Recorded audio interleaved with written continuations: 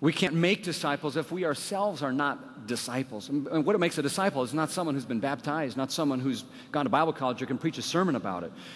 But a disciple, by definition, is one who actually follows Jesus. And that begins by dropping nets. So what are some of your nets?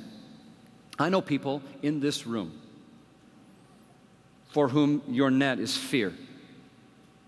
Fear. Fear of failure. Fear of mistakes, fear of messing up, and it keeps you, and some of the way that you run the church, you can see it in your eyes, I can see it and I can feel it. You're afraid to take a flyer for Jesus, because what if it messes up? What will the elders say? What if we lose money? Fear can be a net. It can keep us from going beyond, and keep the church being what it needs to be.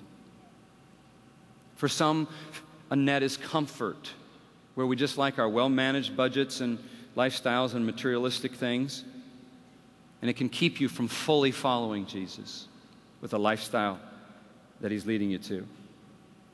For some, a net is a besetting sin that hounds you and dogs you. Some in this room are surely entangled with lust and pornography. What's your net? What's your net?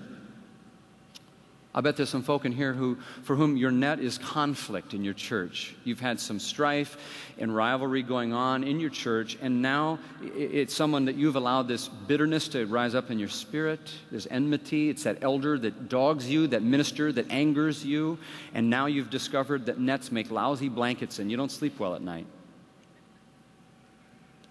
For some, it's a feeling of self-pity, because you're so underappreciated, no one knows and sees what you're doing. And for others, it's jealousy. You come to conventions like this, and other people are talked about, and their ministries are celebrated and so doggone hard where you are. For others, it's a marriage that's so disappointing, it's sucking the life out of you, and you just need to drop some nets of selfishness and surrender your marriage to the Lord. For others, it's voices from the past that tell you you're not good enough, you'll never measure up, you can't lead this church.